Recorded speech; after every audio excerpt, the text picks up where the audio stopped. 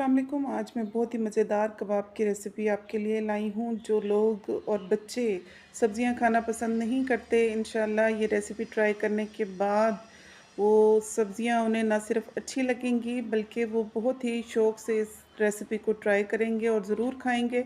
Lunch box ideas इसके बहुत ही अच्छी हैं, आप इसे लंच बॉक्स में बना के दे सकते हैं। किसी भी टी पार्टी में आप इसको सर्व कर सकते हैं। मेहमान आएँ तो मेहमानों के लिए सर्व कीजिए।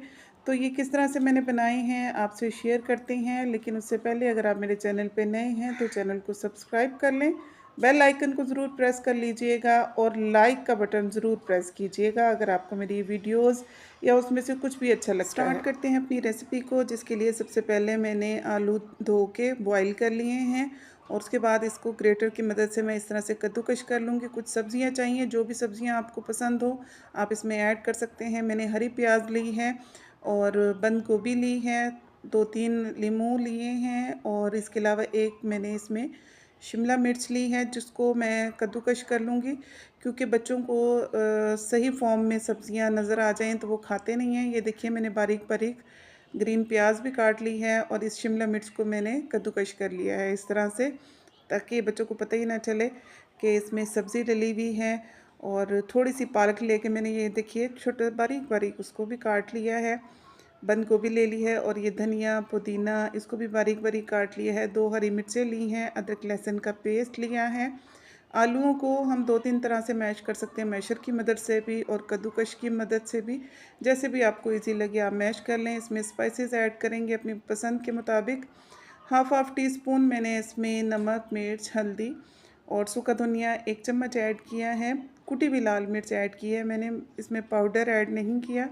उसके साथ ही जो हमने कद्दूकश की थी हरी मिर्चें बारीक कूट ली मैंने, वो इसमें ऐड कर देंगे। अदरक लहसुन का पेस्ट ऐड कर दिया और सारे स्पाइसेस जो भी आपको पसंद है, और सॉरी 1 टीस्पून मैंने इसमें चाट मसाला भी ऐड किया था और थोड़ी-सी कसूरी मेथी हाथों पे मसल के उसको इसमें ऐड कर दिया था। तो अब जो सारी सब्जियां हमने धो के खुश्क करके रखी हैं वो इसमें ऐड कर देंगे। पानी बिल्कुल भी नहीं होना चाहिए, अगर पानी हुआ तो आपकी ये रेसिपी ख़राब हो जाएगी। 2 से 3 चम्मच बेसन लिया है और 2 चम्मच ही मैंने इसमें कॉर्नफ्लोर ऐड किया है।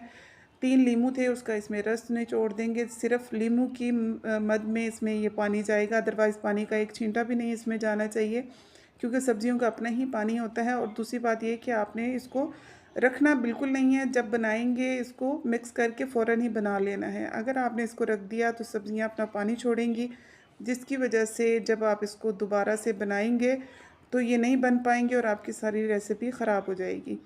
तो आपने इसको फ्रेश बना के फ्रेश ही बनाना है। थोड़ी-सी इसमें अजवाइन डाली है मैंने, क्योंकि अजवाइन से एक तो बदहज़मी नहीं होती है और ज़ूद हज़म होने में मदद देती है।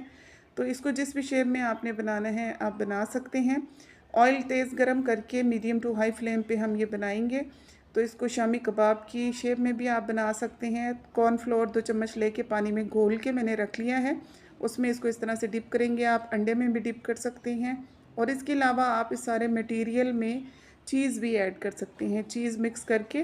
तो जो भी शेप आपको बनानी है तेज़ गरम ऑयल में आपने इसको डालना है, क्योंकि आलू हमारे पहले से पके हुए हैं। सब्जियों को इतना ज़्यादा जो हमने सब्जियां डाली हैं तो बहुत ज़्यादा कुक करने की उसको ज़रूरत ही नहीं पड़ेगी, तो ऑयल में ही वो कुक हो जाएंगी अच्छे से।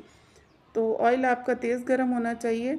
इस तरह से आपने ये सारे कबाब बना के तैयार कर लेने हैं और जो बनते जा रहे हैं मैं उसको साइड पे करती जा रही हूँ, ताकि उसका एक अच्छा सा कलर भी आता जाए। फिर मैंने कबाब थोड़े से जो है ना गोला कबाब की शक्ल में बनाए हैं, ताकि थोड़ी सी डिफरेंट वैरायटी हो। बच्चों को वैरायटी और उसकी शक्ल भी बहुत मैटर करती है। टेस्ट तो वो बाद में देखते हैं, सबसे पहले नज़र कैसी आ रही है उसको देखा जाता है, बच्चे बड़े सभी।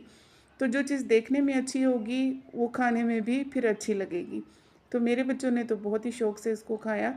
तो ये देखिए इतने अच्छे से कलर होने पे गोल्डन कलर, तो इसको हम निकाल लेंगे और कबाब की शक्ल में फिर इसको तैयार कर लेंगे, गोला कबाब की शक्ल में।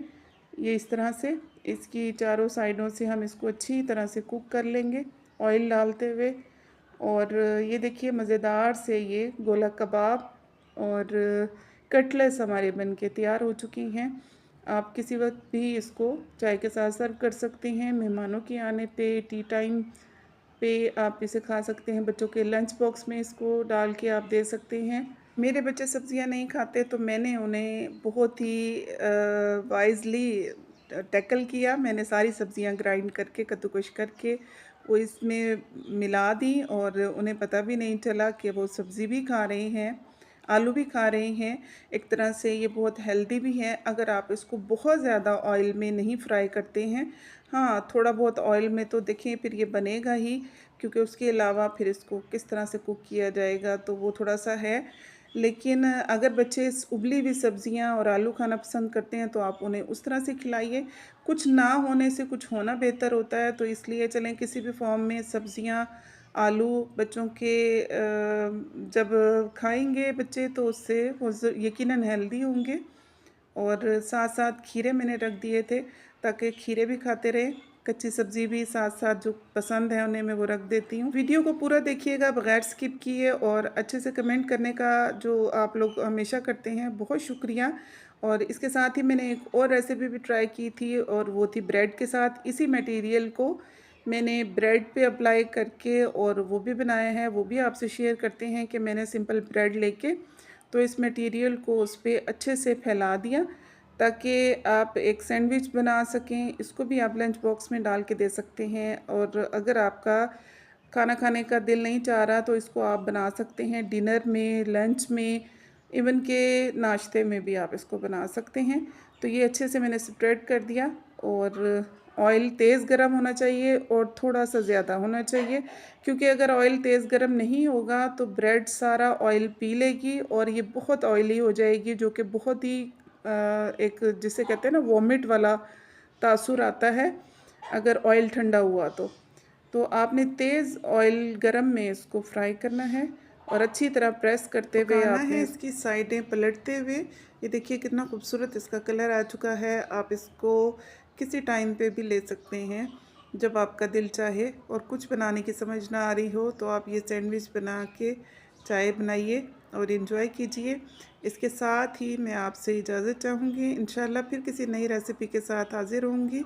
वीडियो को शेयर करना चाहें तो डिपेंड करता है आपकी लाइकिंग पे कि आपने इसे कितना लाइक किया है, आपको कितनी पसंद आई है। फीडबैक ज़रूर दीजिएगा। इजाज़त दीजिए। अल्लाह हाफ़िज़।